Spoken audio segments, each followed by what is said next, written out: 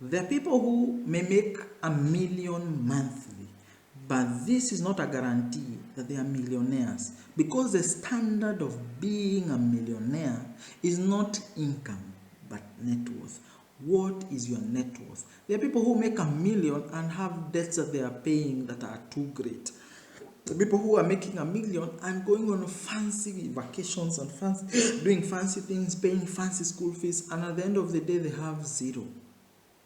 There's nothing as bad as being poor there's nothing as bad as being poor with a big income than being poor. You can imagine you live in this fancy neighborhood, you earn a lot of money, but on the 22nd, before you're paid your salary on the 25th, you are begging for bread from your shopkeeper down the street. They know that you're fancy, you have a big car, you have taken your children to a fancy school, but you have to beg for bread. You have to beg for vegetables from your mama mboga or your local grocery store. You are poor, yet you are earning a lot of money.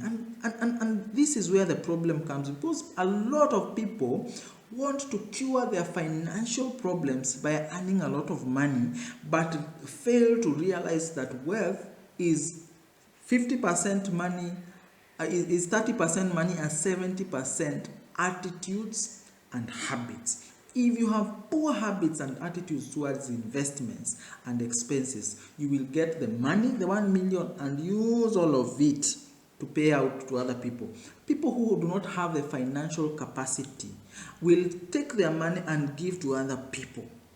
But people who have the right mindset and habits may get the same amount of money and be able to generate value. And at the end of the day, when their expenses are paid, when all the things are done, they will have some money that is growing. What is your net worth? That is where millionaires begin. I remember a while back, there was a billionaire who died in Kenya, and people were talking about how his balance in the bank was a lot smaller than they imagined. This is because a lot of people think that wealth and being a millionaire is having a million shillings in your bank account. It is not. Wealth is about what do you have in terms of difference between your assets and your liabilities.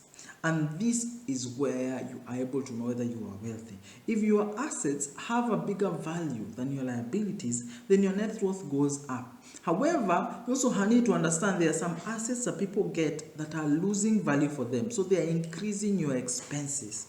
You buy this fancy car, very fancy car, but uses a lot more fuel, uses a lot more insurance, uses a lot more maintenance. It is going to be eating into the money that is supposed to grow your net worth. You go and move into this fancy neighborhood, you pay a lot of rent, and the 1 million that you're getting 200,000 plus is going towards rent. So you're not really growing value. Take your children to these fancy schools. Then at the end of the day, you realize you're making $1 million, but your expenses are $1,010,000. So you're even going into debt to finance your lifestyle.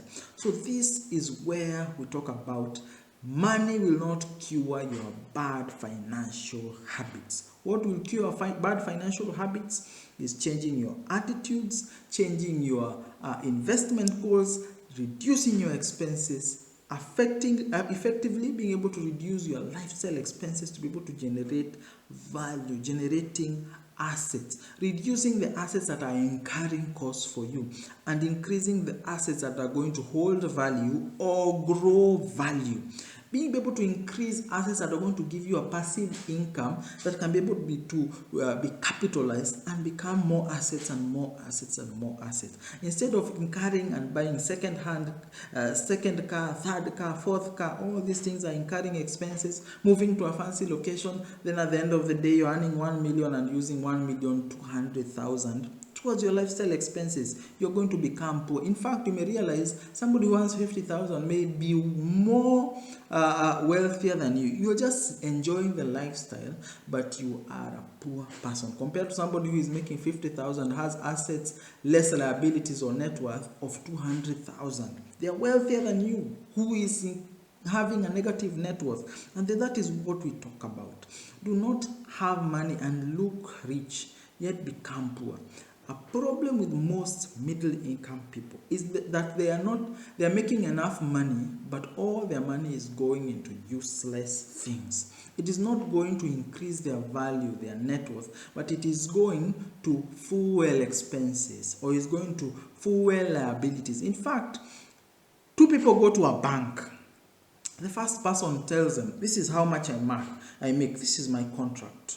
How much do I qualify in terms of a loan?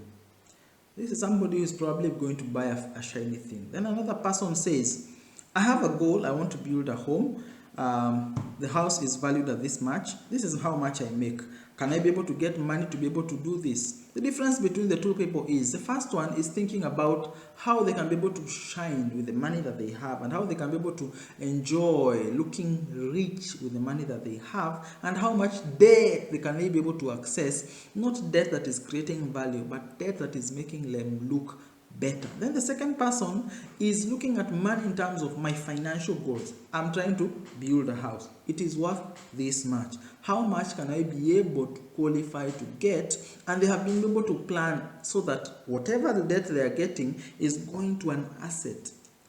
That is the difference between becoming a millionaire with the same income and becoming a pauper with the same income. The two people will be miles away differently in terms of how they create their wealth. Have you ever met people who take a loan because they can?